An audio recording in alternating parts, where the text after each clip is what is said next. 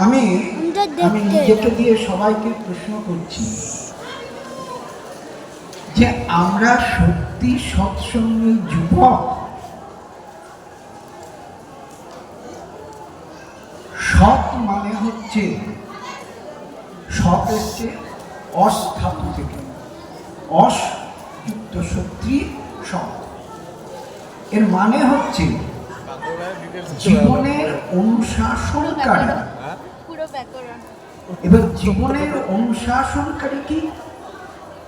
আমরা পূর্ববর্তী অবতার পুরুষ বুদ্ধদেবকে যদি আমরা দেখি, তিনি আমাদের কি প্রথমে বলছি শ্রবণ,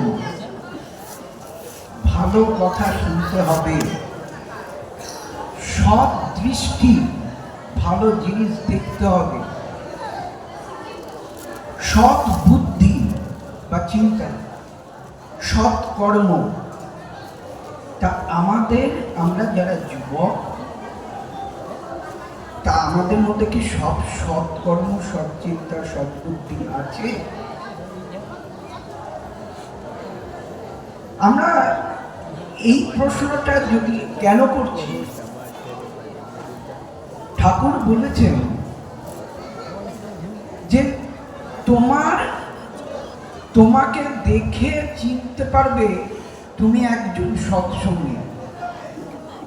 আদৌ কি আমাদের চাল চলন, বলা কওয়া, এর মধ্যে কি ঠাকুরের সমস্ত ভাবমূর্তি উদয় হয়েছে? আমার কি ঠাকুরত্ব জাগার প্রথম পদক্ষেপে আমি এগিয়েছি?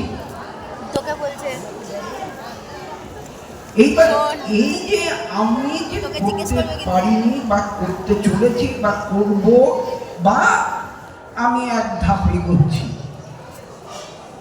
এই জায়গা থেকে চিন্তা করতে হবে আজকে দাঁড়িয়ে আমাদের নিজেকে আগে তৈরি হতে হবে। দেখুন, এই যে চারিদিকে যা বিশৃঙ্খলা সৃষ্টি হয়েছে, যার চারিদিকে আমরা টিভি খুললে দেখতে পাই আরজিকর, টিভি দেখতে পাই কামদুনি, টিভি খুললেই দেখতে পাই বিভিন্ন এইরকম অনেক ঘটনা। কেন এটা হচ্ছে? এটা কেন হচ্ছে? তার প্রথম কারণ হচ্ছে যে আমরা সুশাসিত, সুগঠিত নয়। আমাদের যুব সমাজ সুশাসিত, সুগঠিত নয়। কোনো আইন কানুন করে, কোনো দমন নীতি পীড়ন করে, কোনোভাবেই এইগুলো পরিবর্তন করা যাবে না। যদি পরিবর্তন করতে হয় তাহলে বাবা মাই পারে এই পরিবর্তন করতে। আমরা যখন শিশু অবস্থায়, এখানে অনেক শিশু আছে, এই শিশুরা হচ্ছে কাঁচা মাথা, কাঁচা মাটি। এই কাঁচা মাটিকে আমি যেভাবে গঠন করব, তারা কিন্তু সেইভাবে তৈরি হবে, সেই পাত্র তৈরি হবে। তাহলে প্রথম যে জায়গাটা দরকার, এই বাচ্চাটাকে তৈরি করতে গেলে বাবা মা শিক্ষিত কি, বাবা মা সুচলনে চলছে কি, বাবা মা ইষ্ট সাধনায় চলছে কি? যদি বাবা মা ইষ্ট সাধনায় না চলে, কোনো আইন দিয়ে কোনোভাবে এক গঠন করা যাবে না। যুবক অর্থাৎ এরা গার্হস্থ্য বা এই গার্হস্থ্য যুবক সমাজটাকে আমরা যুবক ধরতে পারি। তাহলে আমরা ব্রহ্মচর্যে আজকে কোনো এই গৃহ শিক্ষা ব্যবস্থায় আছে, আচার্য শিক্ষা ব্যবস্থায় আছে? নাই। ঠাকুর তো প্রথমেই বলেছে, শিক্ষকের নাই ইষ্টে টান, কে জাগাবে ছাত্র প্রাণ। অনেক ব্রিলিয়ান্ট স্টুডেন্ট আছে, তারা অনেক কিছু আবিষ্কার করছে, অনেক মানে চিকিৎসা বিদ্যায় অনেক জায়গায় তারা পৃথিবীর বুকে স্বনামধন্য হচ্ছে, কিন্তু তার কি ইষ্টের টান আছে? যিনি পরমাণু শক্তি আবিষ্কার করেছিলেন, এই পরমাণু শক্তি যে আবিষ্কার করেছিলেন, তিনি কি ভেবেছিলেন যে এই পরমাণু দিয়ে পরমাণু বোমা করে বিভিন্ন লোককে মারা যাবে? আজকে দেখেন গোটা পৃথিবী শুধু দামামা বাজছে, পরমাণু পরমাণু পরমাণু। কেন? ওই সুচলনে চলা নাই আমাদের ছোট থেকে, জীবন থেকে, ছোট একটা জীবন থেকে। এই সুচলনে চলতে গেলে, বাবা মার সুচলনে চলতে গেলে যেটা প্রথম দরকার, বিবাহ সমর্থন,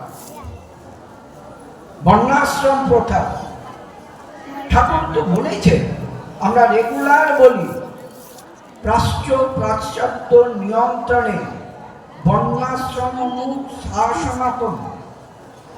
এই যে আমরা বর্ণাশ্রমে শাসন দ্বারা গোটা প্রাচ্য প্রতিচ্ছন আমরা নিয়ন্ত্রণ করতে পারি। তাহলে এই বর্ণাশ্রমের প্রথম ধাপ হচ্ছে দ্বিজ সংস্কার। আমরা কি দ্বিজ সংস্কারী হয়েছি? যুবকদেরকে দ্বিজ সংস্কারী করতে পেরেছি? দ্বিজ সংস্কারী যদি হতে পারি, তবেই তো আমরা বর্ণাশ্রমের প্রথম ধাপে এগোবো। তাহলে আমাদের আগে সুচলনে চলতে হবে। ঠাকুর একটা করে, আমার পূর্ববর্তী বক্তা উনি বলে গেছেন যে দীক্ষা নিলেই শিষ্য হয় না, আর শিষ্য স্কুলে গেলেই ছাত্র হয় না। আমরা প্রত্যেকেই দীক্ষা নিয়েছি, এখানে যারা উপস্থিত আছেন প্রত্যেকেই দীক্ষা নিয়েছি, ভাব নেব বলে ঠিক করেছি। কিন্তু দীক্ষা তো নিয়েছি, আমরা কি করি? যদি আমরা করি, আমাদের প্রমাণ করতে হবে। আমাদের ঠাকুরের, আমরা বলি ঠাকুরের নামের অসীম শক্তি, সেই শক্তি কোথায়? আমরা কি প্রমাণ করতে পারছি? এই আমরা যদি সঠিক নাম করি, তাহলে আমার সামনে দাঁড়িয়ে কেউ কোনো কথা বলতে পারবে না, কোনো মানে খারাপ জিনিস চিন্তা করতে পারবে না, আমার নামের দ্বারা সে শোধিত হয়ে যাবে। তাহলে আমি কি সেই নাম করতে পারছি? যদি আমি না করতে পারি, তাহলে আমাকে আগে ঠিক হতে হবে। আমরা যারা যুবক আছি, যারা প্রথম পদক্ষেপ নিচ্ছি সমাজ গঠনে, সেই সমাজ গঠনের আমাদের আগে ঠিক হতে হবে। ঠাকুরের অনুশাসনে, ঠাকুরের নির্দেশগুলি ঠিকঠাক পালন করতে হবে। ঠাকুর বলে গেছেন, শান্তিত বিশ্ববিদ্যালয় এমন হবে 3 বছরে সে গ্রাজুয়েট হয়ে যাবে। আজকে শিক্ষা ব্যবস্থা দেখে 12 বছরে 14 বছরে হচ্ছে না, মুহূর্মুহু চেঞ্জ হচ্ছে। আগে যে পরীক্ষা পদ্ধতি ছিল, এখন সে পরীক্ষা পদ্ধতি উঠে গিয়ে সেমিস্টার পদ্ধতি নিয়ে গেছে। ভালো কথা, সব নিয়ে যাও, সব চেঞ্জ করো, কিন্তু ইষ্ট চিন্তা আছে কি? এই 3 বছরে যেখানে গ্রাজুয়েট হওয়া যায়, সেখানে আমরা 14 বছর 15 বছরে গ্রাজুয়েট হতে পারছি না। তাহলে এই প্রথম যে জায়গাটা দরকার বিবাহ সংস্কার, যারা বিবাহ করেননি, যে সমস্ত যুবক, তারা ঠাকুরের এই নির্দেশটাকে ভালো করে পড়ে নিয়ে ভালো করে দেবেন। আমি সেই সব বাবা মাদের বলছি যারা ছেলে মেয়ের বা সন্তানের বিয়ে দেওয়ার জন্য উদ্গ্রীব হয়ে আছেন, যেখানে সেখানে যে পাত্রে সে পাত্রে আপনারা দেবেন না, সঠিক জায়গায়। আজকে বলুন, একটা বিবেকানন্দ আসছে, বিয়ে তো দিলে ডাক্তার হচ্ছে, ডাক্তার, ইঞ্জিনিয়ার, সমস্ত ছেলে ধরে চাকরিজীবী, সমস্ত ছেলেদের বিয়ে হচ্ছে, কিন্তু একটাও কি বিবেকানন্দ হচ্ছে? একটাও কি নেতাজি হচ্ছে? একটাও কি গিরিশ ঘোষ হচ্ছে? হচ্ছে না। তার কারণ জমি নাই, জমি নাই। যেমনি ভালো বীজ নাই, তেমনি ভালো জমি নাই। এই জমিটাকে আগে পাকা করুন। জমিটাকে একদম বাচ্চা অবস্থা থেকে ঠাকুরের নির্দেশগুলো পালন করে জমিটাকে তৈরি করুন। আজকে এই মুহূর্তে হয়তো সমাজ পরিবর্তন না হলেও আগামী দিনে, আগামী 10 বছরের মধ্যে সমস্ত কিছু পরিবর্তন ঘটে যাবে, যদি একটা বিবেকানন্দের মতন ছেলে পাওয়া যায়, একটা গিরিশ ঘোষের মতন লোক পাওয়া যায়, একটা নেতাজির মতন লোক পাওয়া যায়।